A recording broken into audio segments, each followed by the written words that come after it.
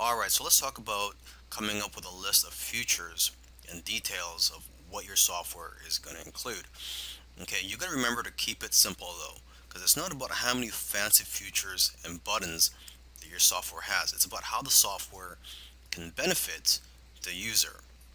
Okay, because sometimes it's the most simple software that can become a best selling product.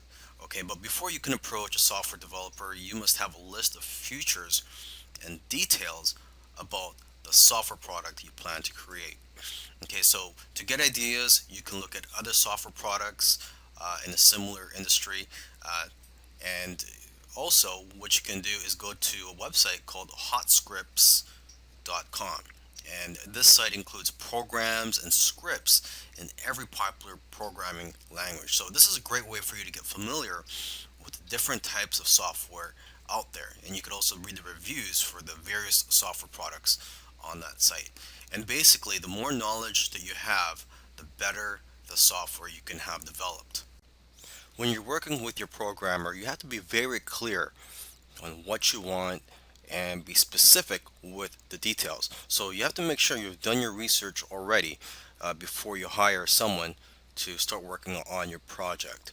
Okay, and you should also find out how long after they finish creating your software will they be able to fix any bugs. So in my opinion, it should be at least 6 months after they've completed the software, where they could still fix anything that's wrong with your software.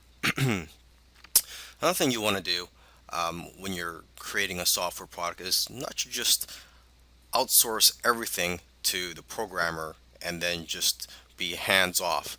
I mean, you really have to get involved and get your hands dirty if you really want this to be a successful software product.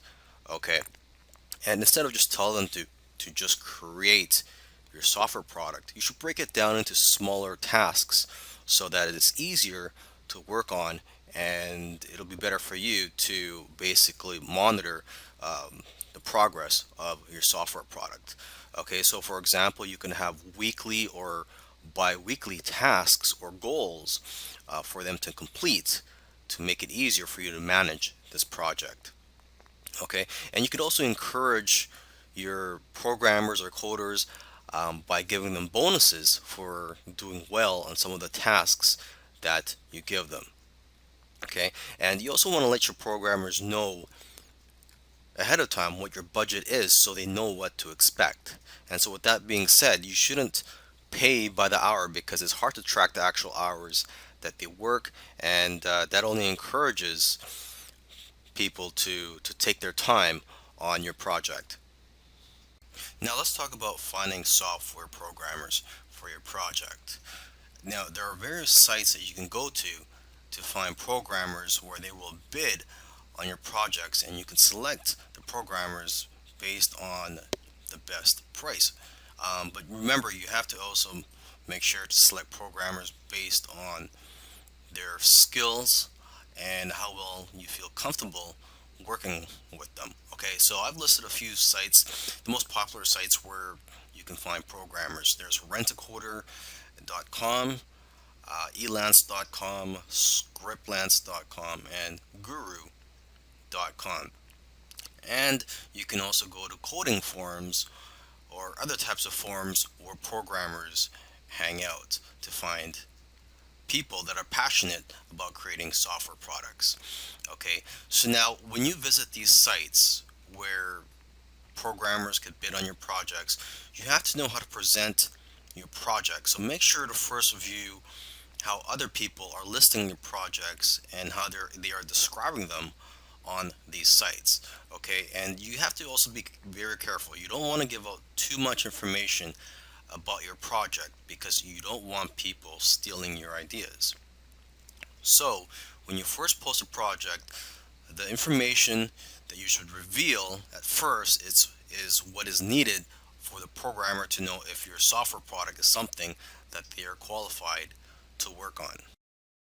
Coming up with ideas for your software. So before you create a software product, you need to know what it's going to bring to the table. You need to know what problems it's going to solve, because that's what software tools do, is that they solve problems or potential problems. Okay, so first let's start with ourselves. Okay, do you have a problem in your business or personal life that can be solved with a software tool?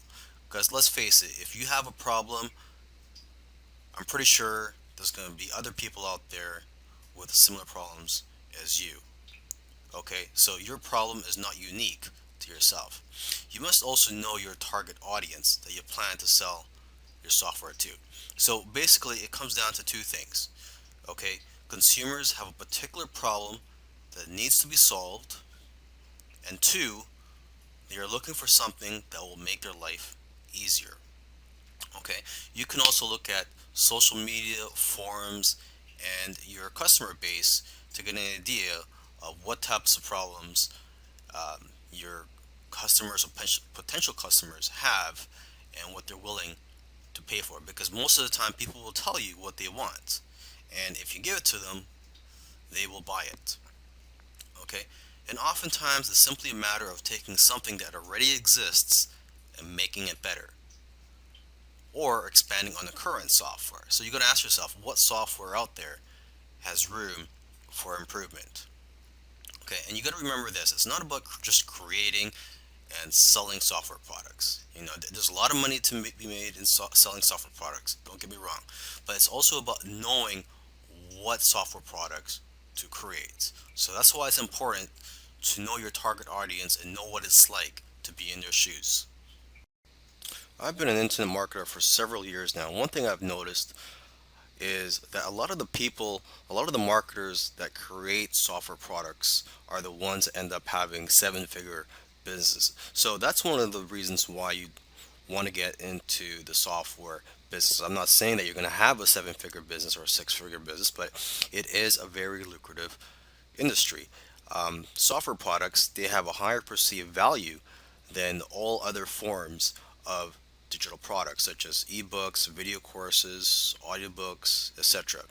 And another advantage to getting into the software business is the barrier to entry. There's not much competition out there. If you create a software product that's, you're not going to have much competition with that compared to other forms of products. For example, if you write a how-to book on a certain topic, you're going to have lots of competition for that book. There's going to be lots of other people that's going to write something on similar topic.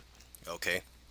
Now, this course will cover the following topics. It's going to cover how to come up with ideas for your software product, how to come up with the features to include in your software product, how to find software programmers to create your software product, and how to manage your project.